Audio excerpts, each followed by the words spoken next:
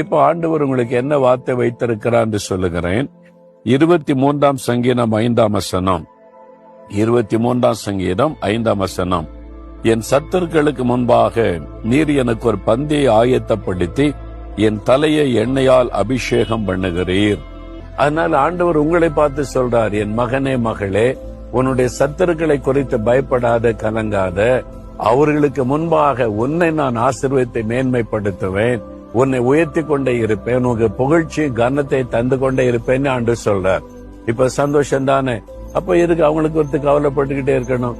அவங்களுக்கு பத்தி எதுக்கு நீ வருத்தப்பட்டுக்கிட்டே இருக்கணும்? லீவ் இட், உதறி தள்ளிட்டு போய்கிட்டே இருங்க. ஆண்டவர் உங்களை பார்த்து சொல்றார். இப்போ மகிழ்ச்சியோடு சொல்லுங்க, ஆண்டவரே, என் சத்துருக்களுக்கு முன்பாக எனக்கு ஒரு பந்தியை நீர் ஆயத்தப்படுத்துகிறதற்காய் ஸ்தோத்திரம்.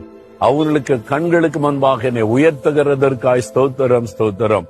அவருடைய கண்களுக்கு முன்பாக என்னை மகிழ்ச்சியோடு வைத்து ஆசீர்வதிக்கிறதற்காய் ஸ்தோத்திரம் ஸ்தோத்திரம். இயேசுவின் நாமத்தில் ஆமேன் ஆமேன்.